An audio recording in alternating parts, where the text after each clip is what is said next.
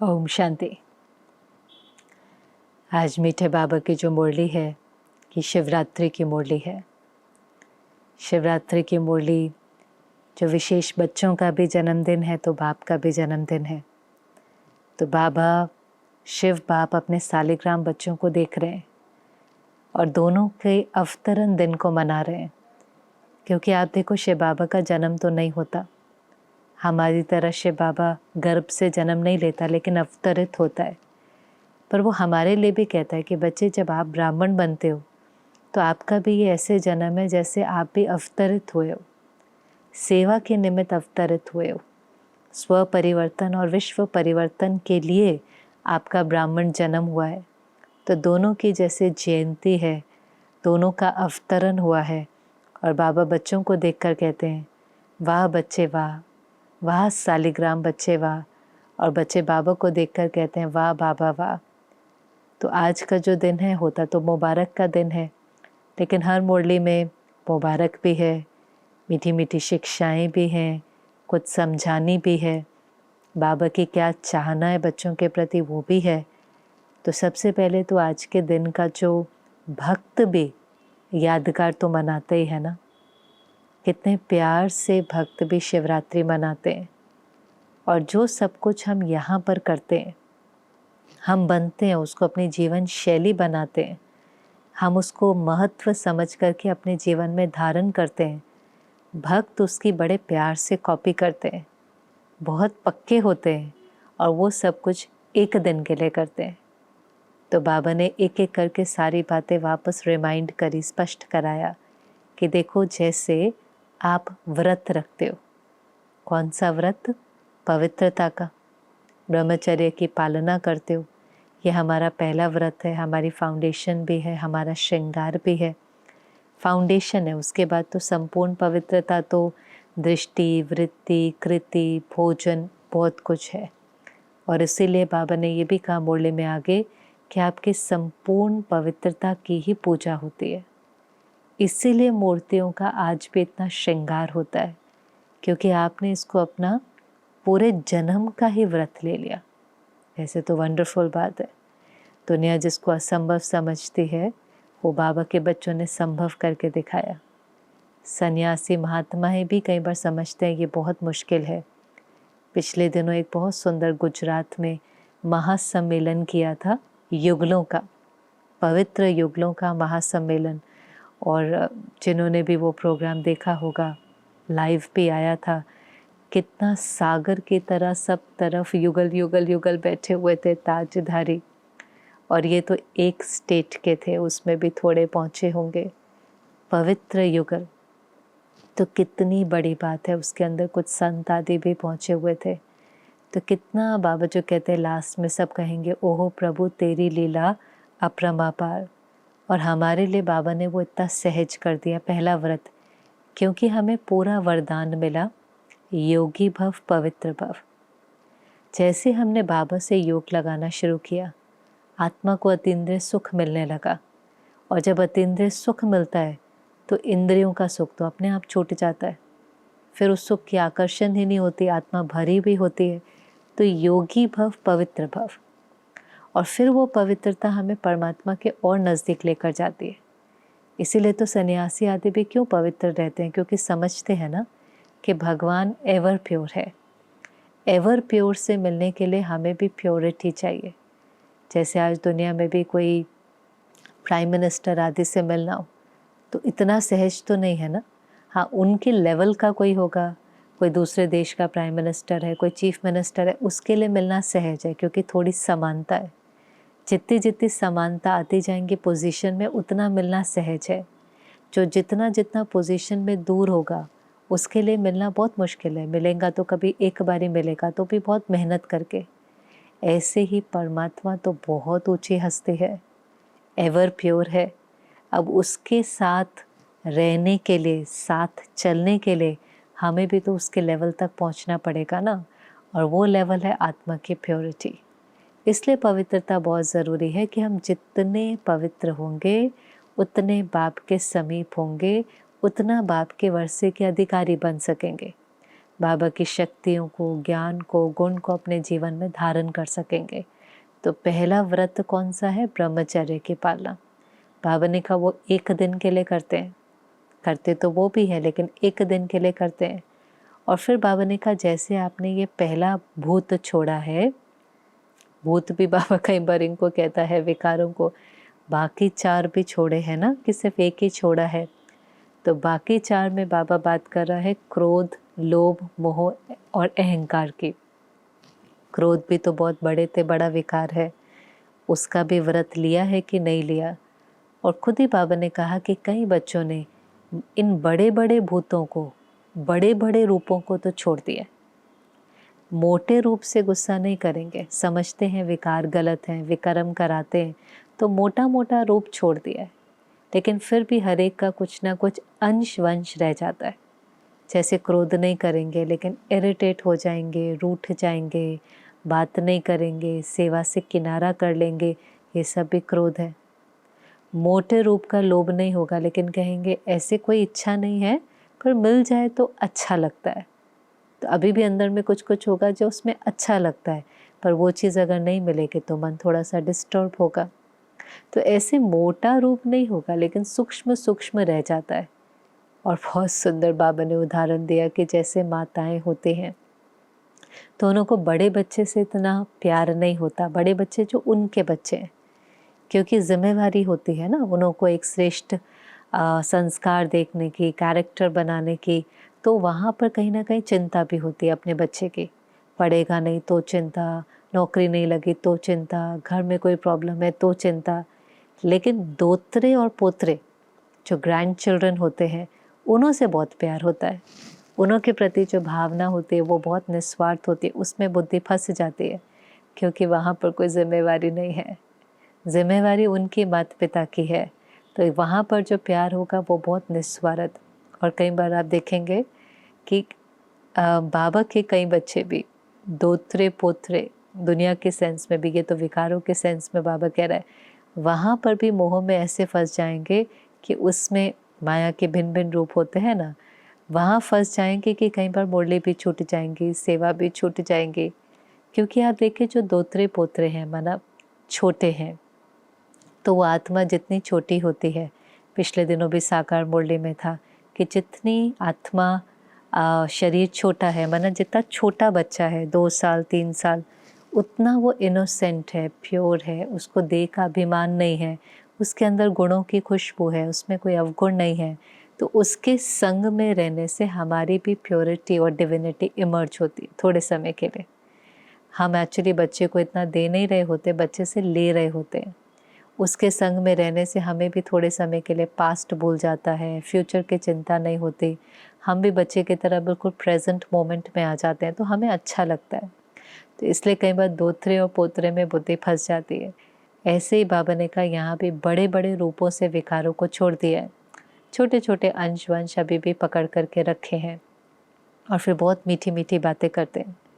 बच्चे बाबा के साथ बहुत मीठी रूरिहान करते हैं।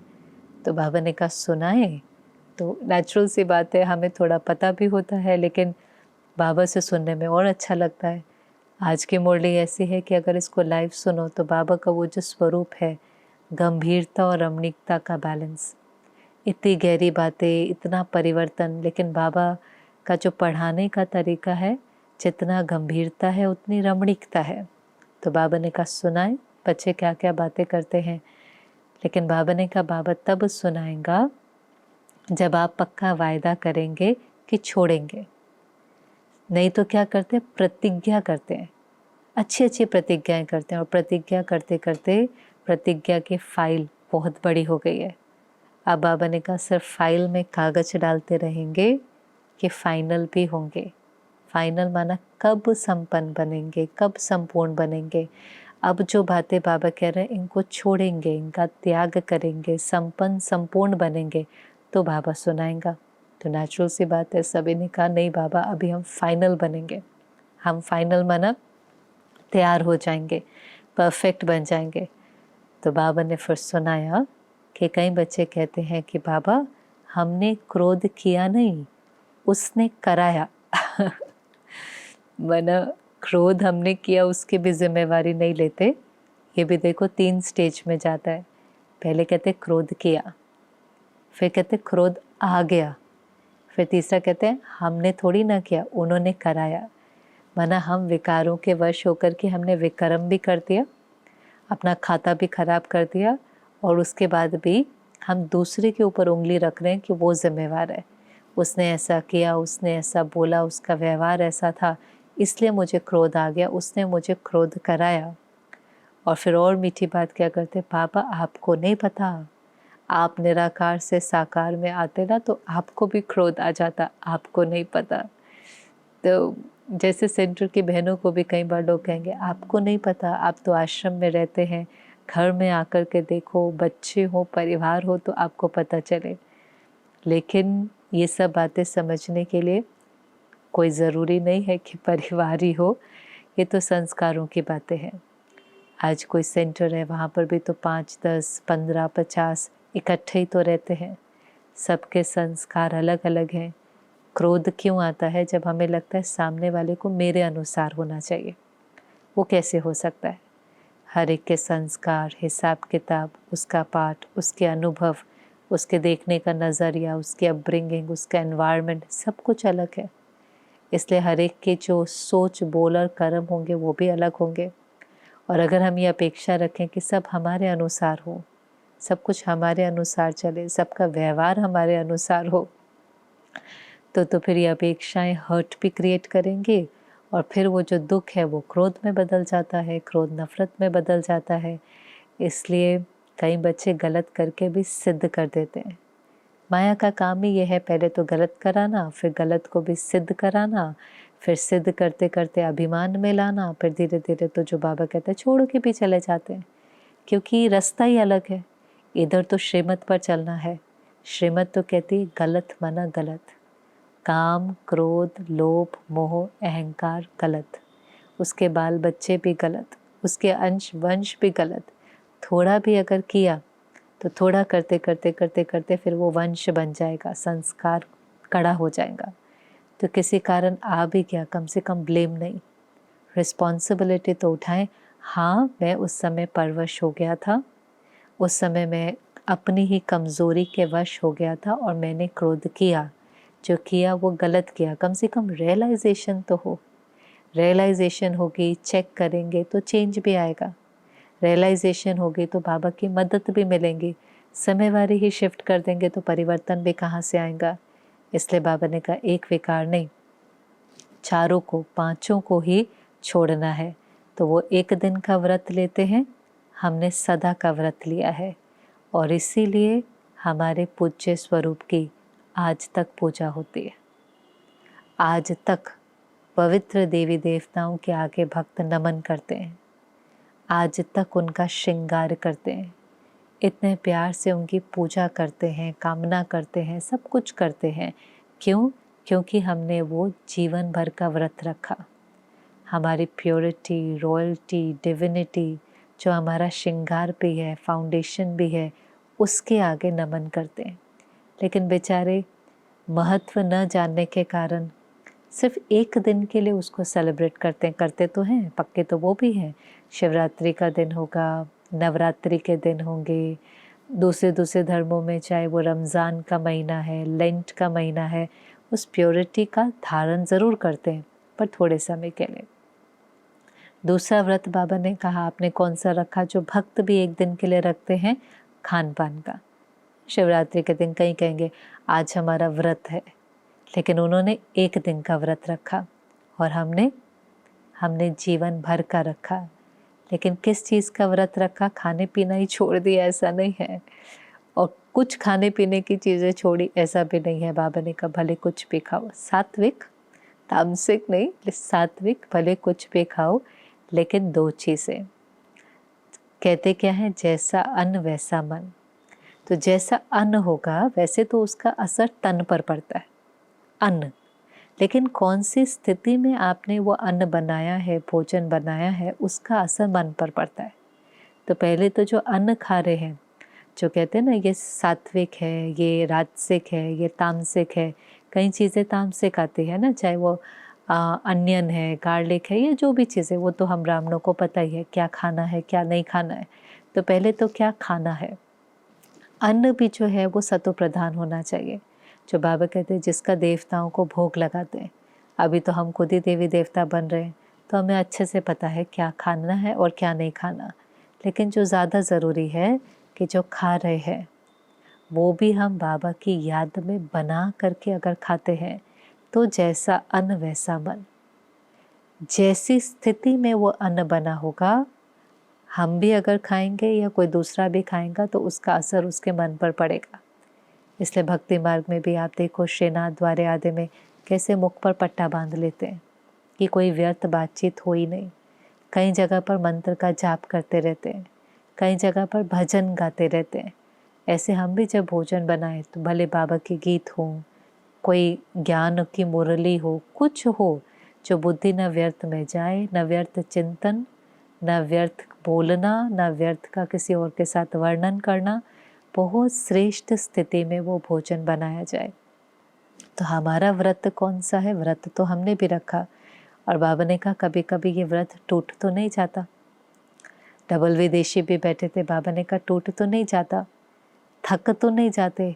अब बहुत इम्पोर्टेंट बात थी कि हमारा जब कभी कभी व्रत टूटता है, हम किसी और के हाथ का खा लेते हैं या कुछ ऐसा खा लेते हैं जो नहीं खाना है, या बाहर का खा लेते हैं, हम इसलिए कई बार टूट जाता है। जो शब्द बाबा ने कहा, थक तो नहीं जाते। हमें कोई बहुत आसक्ति नहीं है, हमें वो चाहिए वो खाना, टेम्पटेशन नहीं है, क्योंकि सब कुछ ही खाने की छुट्टी है। लेकिन थक जाते हैं कई बार, क्योंकि घर का भी काम होगा, ऑफिस भी जाते होंगे, फिर आओ फिर खुद बनाओ। इसलिए भोजन बनाने के समय को योग का समय कर देना चाहिए। वो एक अलग एक्स्ट्रा काम नहीं होना चाहिए, वो हमारी कमाई का समय है। बाबा के साथ चिट चैट कर रहे हैं, बाबा की याद में हैं, मधुर मधुर गीत सुन रहे हैं और बहुत आराम से वो भोजन बना रहे हैं। वो अगर एक अलग काम होगा तो मेहनत लगेंगी, लेकिन अगर वो योग का समय है, वो कमाई का समय है, तो बाबा कहते कमाई में तो हर एक को खुशी होती है, तो उसको कमाई का समय बना देंगे, स्वमानों के अभ्यास का समय बना देंगे, जिसमें हमारा मन भी शक्तिशाली हो, हमारा समय सफल हो, तो फिर वो उतना भारी नहीं लगेगा। और फिर भी थक जाए तो बाबा को बुलाएं बाबा आपकी श्रीमत है, आप आओ, कंबाइंड होकर के करेंगे, उसके सर्व शक्तियों के साथ करेंगे तो मेहनत नहीं लगेगी। तो बाबा ने कहा जैसे वो अपने व्रत में बहुत पक्के होते हैं, तोड़ते नहीं हैं, कितनी अच्छी आपकी कॉपी करते हैं। हम कई बार ढीले हो जाते हैं, हम कई बार आलस्य के, अलबेलेपन के, अपनी कमज़ोरियों के वश हो जाते हैं। अमृत वेला भी कई बार झुटका खा लेते हैं, पर बाबा ने कहा देखो वो कितनी अच्छी कॉपी करते हैं। और सच में साकार के दिनों में भी कभी कभी जैसे ममा चक्कर लगाती थी सवेरे के समय, और कोई कोई ब्राह्मण अगर सोया हुआ है तो ममा हंस के कहती थी देखो भक्त उठ गए हैं, भक्त देवी को याद कर रहे हैं, लेकिन देवी सोई पड़ी है। तो अमृत वेले भी वो जिनको याद कर रहे हैं, भक्त उठ गए हैं, भक्त याद कर रहे हैं, भक्त प्रार्थना कर रहे हैं, भक्त भजन गा रहे हैं, और जिनके गा रहे हैं वो अलबेले होकर के सोए पड़े हैं। तो बाबा कहते हैं यहाँ पहले आपको पक्का होना है, तभी तो उन्होंने भी कॉपी इतनी पक्की करी है। तो आज क्या करेंगे, वो तो व्रत रखेंगे, लेकिन शिवरात्रि के दिन हम क्या करते हैं, हम तो पिकनिक करते हैं। शिवरात्रि के दिन हर सेंटर पर कितना अच्छा अच्छा भोग मिलता है, आगे पीछे भले साधारण खाए, लेकिन उस दिन तो सब ब्रह्मा भोजन खाते हैं, क्योंकि हम आजीवन व्रत रखते हैं। हम अशुद्धि का व्रत रखते हैं, आसक्ति का व्रत रखते हैं, हम बाबा की श्रीमत पर सदा चलते हैं। इसलिए हमें उस दिन कोई भोजन नहीं करना है, ऐसा नहीं है। ऐसा तो कोई भी दिन नहीं है, उसकी आवश्यकता ही नहीं है, क्योंकि बाबा ने दाल रोटी की गारंटी अंत तक करी है। खुद एक मुरली में बाबा ने कहा है कि दो दो सब्जी बाबा नहीं खिलाएंगा, लेकिन दाल रोटी ज़रूर खिलाएंगा। तो किस दिशा में पुरुषार्थ करने के लिए बोला है वो करना चाहिए, क्योंकि कईयों को लगता है शायद अंत में ये नहीं मिलेगा, वो नहीं मिलेगा, हम अभी ये सब करने की कोशिश करें। पर बाबा ने क्या कहा है, अंत में मिलेगा, दाल रोटी पे मिलेंगे, जिनों का बाबा के साथ योग होगा, बाबा के साथ कंबाइंड होंगे, छत्र छाया के नीचे होंगे, दिल तख्त पर बैठे होंगे, उन्हों की बुद्धि बाबा ऐसे खींचेगा, तृप्त हो जाएंगे। उनको फिर ऐसा नहीं लगेगा कि हमने खाया नहीं है। बाबा ने कहा वतन में भी बुलाकर बाबा शुभ रस पिलाकर वापस भेज देंगे। अर्थात बाबा जिम्मेवारी उठाता है, भूख नहीं मरेंगे, लेकिन जो उस समय पर बाबा के साथ कंबाइंड होंगे। तो ये दूसरा व्रत। फिर तीसरा जागरण। तो शिवरात्रि पर भक्त क्या करते हैं? जागरण करते हैं। और बाबा ने कहा आप तो अज्ञान नींद से ही जाग गए हो। जागरण करना अज्ञानता से जाग जाना, कभी सोते तो नहीं हो। अब वो सोने की यही बात है कि कभी अलबेले तो नहीं हो जाते, कमज़ोर तो नहीं हो जाते, आलस्य के वश तो नहीं हो जाते, माया बीच बीच में आपको झुटका गुटका तो नहीं खिला देती। जागरण माना अज्ञानता से जागना, नियमित जो बाबा की श्रीमत है, धारणाएं हैं, उस पर चलना। कभी कभी तो बहुत अच्छे जोर शोर से चलते हैं, फिर कभी कभी अलबेले भी हो जाते हैं, आलस भी आ जाता है। तो इसलिए जागना माना अज्ञानता से जागना। अब बाबा की श्रीमत और धारणाओं पर एक्यूरेट चलना। तो जागरण, व्रत रखना, ब्रह्मचर्य की पालना, ये सब बाबा ने का भक्त आपको कॉपी करते हैं। अब बाबा क्या चाहता है? ये तो चलो ठीक है, यादगार बाबा ने समझाया। अब बाबा क्या चाहता है, बाबा की क्या चाहना है बच्चों के प्रति। और फिर एक बहुत सुंदर बाबा ने जो गहरी बात आज सुनाई, उसको हम ध्यान से सुने और समझे। बाबा ने कहा सब बच्चे बहुत अच्छे अच्छे संकल्प करते हैं, बाबा से प्रतिज्ञा करते हैं, पर वो संकल्प क्यों कमज़ोर हो जाता है? बाबा से सभी का बहुत प्यार है। प्यार में तो बाबा कहते हैं 100% से भी ज़्यादा है। भगवान के सामने जब संकल्प करते हैं तो भी बहुत सच्चाई से करते हैं, दिल से करते हैं, लेकिन उस संकल्प में कमज़ोरी क्यों आती है? और फिर बाबा ने राज समझाया, आप भी इसको महसूस करना। हम सब मधुबन जाएंगे, बाबा के कमरे में बैठेंगे, संकल्प करते हैं बाबा ये विकार छोड़ देंगे, ये खाने का छोड़ देंगे, क्रोध छोड़ देंगे, ईर्ष्या छोड़ देंगे, कोई भी प्रतिज्ञा करते हैं, बस बाबा अब हम ये छोड़ कर जाएंगे। तो एक संकल्प जो आता है दृढ़ता की कमी, दृढ़ नहीं होता संकल्प। अगर संकल्प के अंदर दृढ़ता हो तो वो संकल्प पूरा हो जाता है। पर आज बाबा ने कहा देखो, एक शब्द है जो हमारी प्रतिज्ञा है वो कमज़ोर क्यों होती है, वो एक शब्द है। और फिर बाबा ने सभी से पूछा कौन सा शब्द है, टीचर से, पांडव से, और वो एक शब्द है मैं। लेकिन उसके अंदर गहराई की बात क्या थी, ये कौन सा वाला मैं है? मैं भी कई प्रकार के हैं। एक मैं है अभिमान का, एक मैं है दिल शिकस्त का, एक मैं है स्वमान का, I of arrogance, I of disheartenment and I of self respect. पहला कौन सा आता है? कभी कभी अभिमान का मैं, वो भी तो मैं ही है ना। मैं ही कर सकता हूँ, मैं ही समझ सकता हूँ, मैं ही चला सकता हूँ। ईगो, मैं, मेरा ही आइडिया राइट है, मेरा काम करने का तरीका, मेरी बात, मैं। ईगो, कि मुझे लगता है मैं ही सुपीरियर हूँ, मैं ही कर सकता हूँ, वो एक ईगो है। लेकिन जब वो मैं सफल नहीं होता, पहले तो बहुत मैं ही कर सकता हूँ, मैं ही चल सकता हूँ, मैं ही करा सकता हूँ, लेकिन फिर जब उसके अंदर सफलता नहीं मिलती, उस मैं में सफलता नहीं मिलती, अभिमान तो बहुत होता है लेकिन हम कर नहीं पाते, सफल नहीं हो पाते, फिर दिल शिकस्त हो जाते हैं। तो दिल शिकस्त के लैंग्वेज में भी मैं ही आता है। मैं तो नहीं कर सकता, मैं तो नहीं चल सकता, मैं तो सफल नहीं हो सकता। अब ये क्या हो गया? दिल शिकस्त। पहले क्या था? बहुत अभिमान था, मैं ही सब कुछ कर सकता हूँ, सुपीरियरिटी कॉम्प्लेक्स। क्योंकि क्या होता है, अभिमान माना सुपीरियर फील होना, और जब हम सुपीरियर फील करते हैं तो हम पावरफुल फील करते हैं। जब हम पावरफुल फील करते हैं तो हमें खुशी होती है। ये बहुत करके होता है जब हम पोजीशन आदि पर होते हैं, हमें तभी वैल्यूड फील होता है जब हमें लगता है नहीं मैंने अपने अनुसार किया।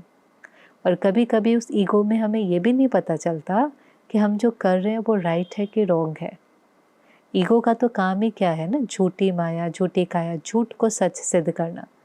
उस मैं के अंदर सफलता भी नहीं है, उस मैं के अंदर प्राप्ति भी नहीं है, लेकिन एक बहुत सूक्ष्म छिपी हुई खुशी है कि नहीं नहीं, मैंने जो बोला वो ही करना है, क्योंकि वो सुप्योरिटी की फीलिंग एक खुशी की फीलिंग दिलाती कि मेरी कोई वैल्यू है, मेरे शब्दों की कोई वैल्यू है, मेरी बात की कोई वैल्यू है, मुझे ठीक लगता है ऐसे ही होना चाहिए। पर कभी कभी वो अभिमान के वश होता है, वो ज्ञान के वश नहीं होता, वो अभिमान के वश होता है। ज्ञान के वश तो बाबा कहते हैं वही करो जिसमें सर्व उसको स्वीकार करे।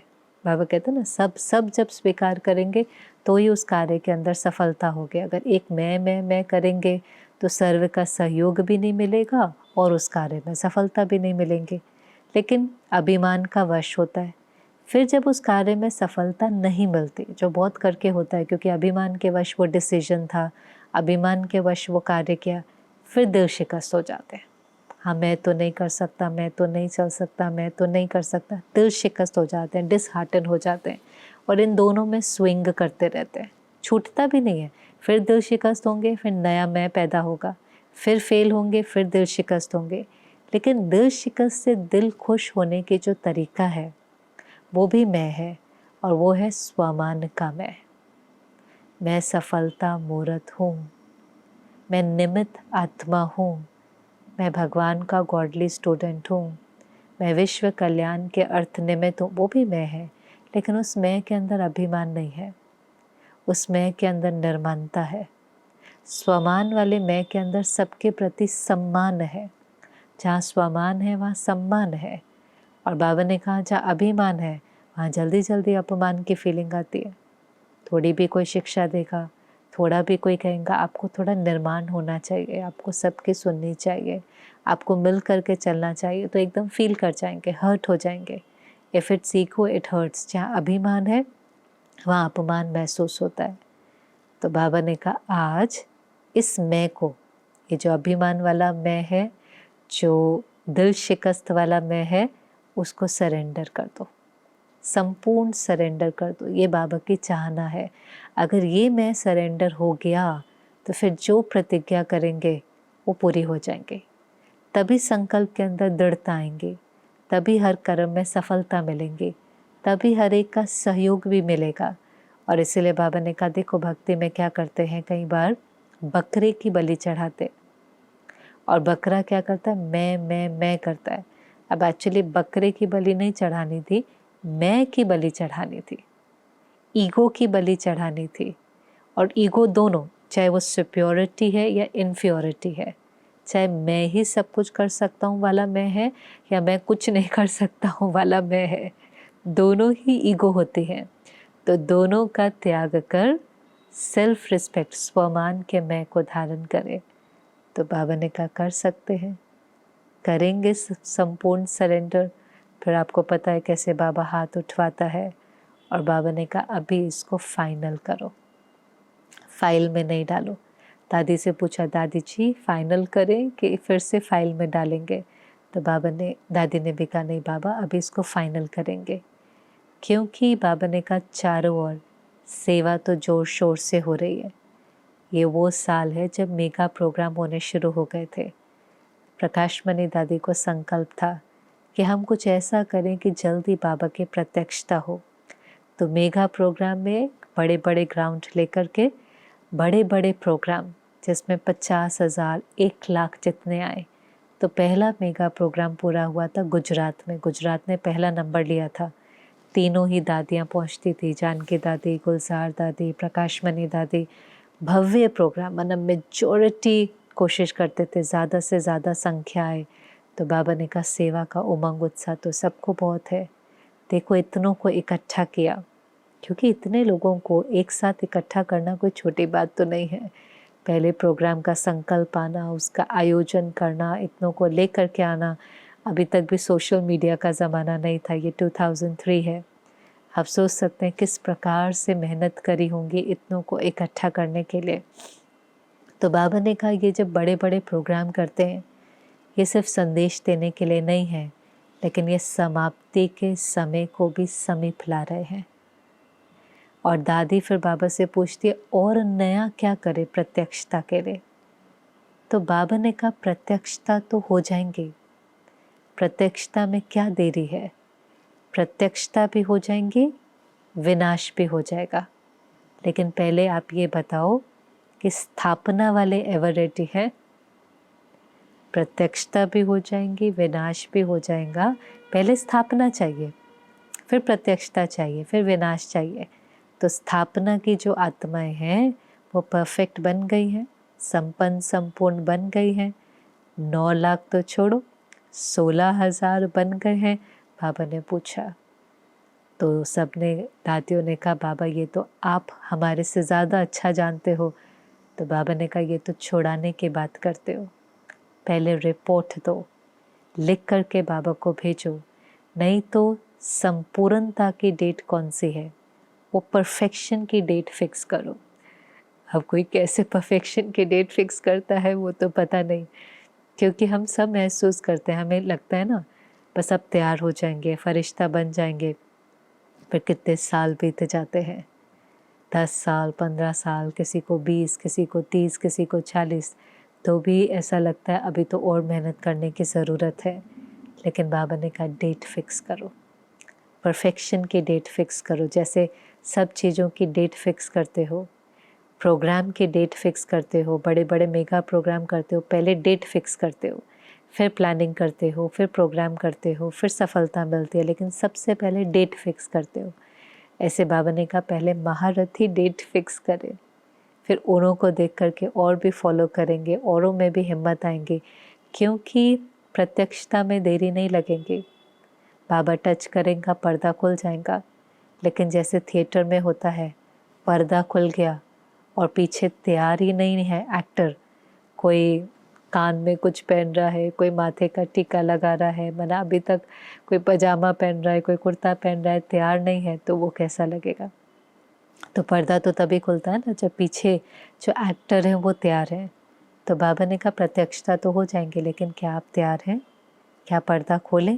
बाबा को कोई देरी लगती है, सब कुछ तो तैयार है। और फिर बहुत सुंदर बात बाबा ने कही, होना तो है ही। ये तो बाबा ने थोड़ा रोका हुआ है कि आप तैयार होकर के साथ चलो, साथ चलो, साथ राज्य करो। फिर भी कब तक ही रुकेगा? हम सब भी समझते हैं ये तो ड्रामा की नूंद है, जिस समय वो होना होगा तो एकदम ही हो जाएगा। लेकिन अगर हमने उस समय तक मेहनत नहीं की होंगी, हम साथ नहीं चल पाएंगे, बाराती बन करके पीछे से जाना पड़ेगा। और बाबा ने एक बार कहा था, देखो जैसे वो प्राइम मिनिस्टर जाता है ना, तो उसके साथ जो गाड़ी में होते हैं वो भी निकल जाते हैं, उसके पीछे की 2-4 गाड़ियाँ भी निकल जाती है, लेकिन फिर चेकिंग शुरू हो जाती है। ऐसे ही साथ चलेंगे, बिल्कुल थोड़ा ही फ़र्क होगा तो निकल जाएंगे। नहीं तो धर्मराजपुरी क्रॉस भी करनी पड़ेंगी, धर्मराजपुरी में हाज़िरी भी भरनी पड़ेंगी, हिसाब किताब चुकतो भी करना पड़ेगा, और फिर उतना ऊंच पद भी नहीं मिलेगा। इसलिए बाबा ने कहा एवरेटी बनो।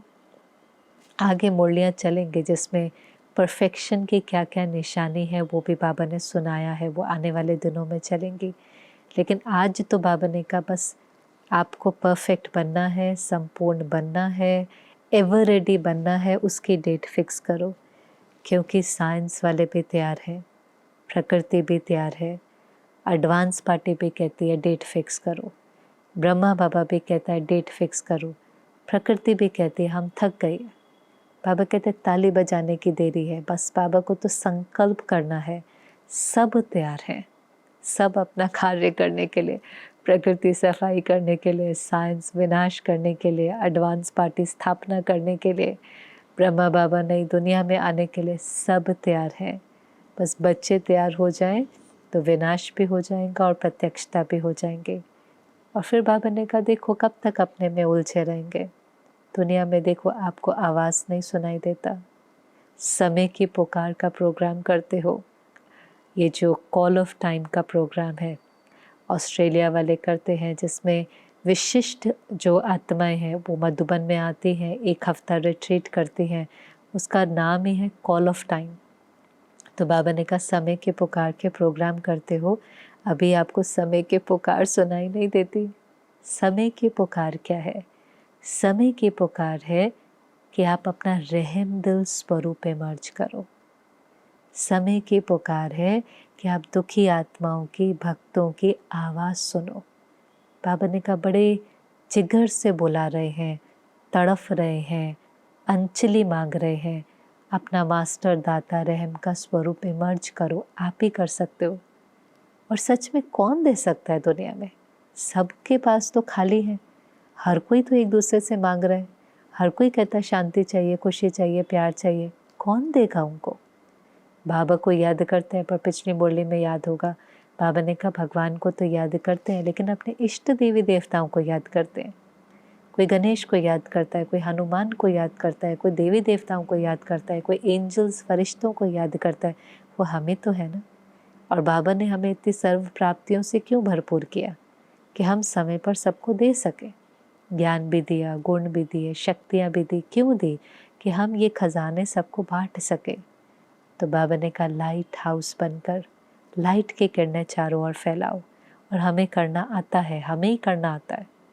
आज हमारे परिवार में कोई भी समस्या आ जाए, कोई बीमार हो, कोई दूसरी कंट्री में है, उसको कोई समस्या हो, कुछ भी है, हम क्या करते हैं? हम सवेरे उठते हैं, बाबा को याद करके उस आत्मा को सकाश देते हैं। हमें पता है कि हम जब सकाश देंगे तो वो उस आत्मा को बल मिलेगा, तो हम उसको बल देते हैं। हम चिंता नहीं करते, लेकिन हम बाबा से शक्ति लेकर उसको शक्तियों का दान देते हैं। अब किसी भी परिस्थिति में हम घबराते नहीं हैं, लेकिन हम योग का दान तो देते हैं, शक्तियों का दान तो देते हैं, पर कभी कभी हम सिर्फ अपनों को देते हैं। आज हमारा किसी परेशान हो, परिस्थिति में हो, बीमार हो, वॉर जोन में अटका हुआ हो, कुछ भी हो, हम योग करेंगे, कहीं कहीं घंटे योग करेंगे। बाबा इसको सहयोग मिले, इसको शक्ति मिले, परिस्थिति को पार करने की ताकत मिले। लेकिन अब अंदर में आना चाहिए सारा विश्व मेरा परिवार है, बेहद का परिवार दिखाई दे, अपने भाई बहनों की आवाज़ सुनाई दे। अभी भी कितने स्थानों पर कितनी हलचल है, कहीं युद्ध है, कहीं खाने को नहीं है, सोने को नहीं है, पहनने को नहीं है। बुलाते तो है ना, भगवान को याद तो करते हैं ना, रड़ियाँ तो मारते हैं। तो कुछ समय भी फिक्स करके उन आत्माओं के प्रति रहम, मास्टर दाता बनकर शक्तियों की किरणें देना, लाइट हाउस बनकर लाइट माइट की किरणें फैलाना। बाबा ने कहा भी यही आप सबका कर्तव्य है, अपना इस स्वरूप को इमर्ज करो। तो जो मुख्य चीज़ें बाबा ने कही, मैं का पूरा समर्पण करो। जो पहली चीज़ थी, ये जो मैं है, जो अभिमान का मैं है, दिल शिकस्त का मैं है, उसका पूरा सरेंडर करो। कर्मातीत बननी है, इसकी धुन लगा दो। मुझे संपन्न बनना है, संपूर्ण बनना है, एवर रेडी बनना है, कर्मातीत बनना है, मतलब परफेक्ट। परफेक्शन की डेट फिक्स करो, अंदर में धुन लग जाए। और तीसरा, अपना रहम का स्वरूप, मास्टर दाता का स्वरूप, मास्टर रहम के सागर के स्वरूप को इमर्ज करो। लाइट माइट हाउस बन कर के चारों तरफ किरणें फैलाओ। तो बहुत वंडरफुल मुरली थी। फिर तो लास्ट में जैसे शिवरात्रि के जिन्होंने सन्मुख मिलन मनाया होगा, देखा होगा कैसे बाबा ध्वज लहराता था। और बाबा ने कहा देखो ये झंडा तो निमित्त मात्र है, लेकिन अभी ऐसा समय आए कि आपके फेस से बाबा का झंडा दिखाई दे। झंडा क्या है? एक यादगार है ना भगवान का। शिव बाबा का झंडा हम फहराते हैं, तो शिव बाबा कौन है? ज्ञान का सागर, शांति का सागर, प्यार का सागर, रहम का सागर। वो हम बन जाएं, बाप समान बन जाएं, हमारे फेस से वो दिखाई दे। वो सिर्फ निमित्त मात्र झंडा नहीं, लेकिन हमारा चेहरा, हमारी चलन प्रत्यक्षता के निमित्त बन जाए। हमारा फीचर से फ्यूचर दिखाई दे, हमारे फीचर से बाप की प्रत्यक्षता हो। रचना इतनी सुंदर बन जाए कि पूछे इनका रचता कौन है, उसको कहेंगे अपने चेहरे से झंडा फहराना। और बाबा ने कहा वो समय भी आना है, आना है, आना है, और बहुत जल्दी आना है कि सबके चेहरे से ही बाप की प्रत्यक्षता हो जाएंगे। तो बहुत वंडरफुल शिवरात्रि की मुरली थी। आपको भी जो पॉइंट अच्छे लगे हो डायरी में भी नोट करें, कमेंट सेक्शन में भी ज़रूर उसको लिखें। एक बात, दो बात, 3 बात, जो भी स्मृति को और उसको पक्का करते जाएं। ओम शांति।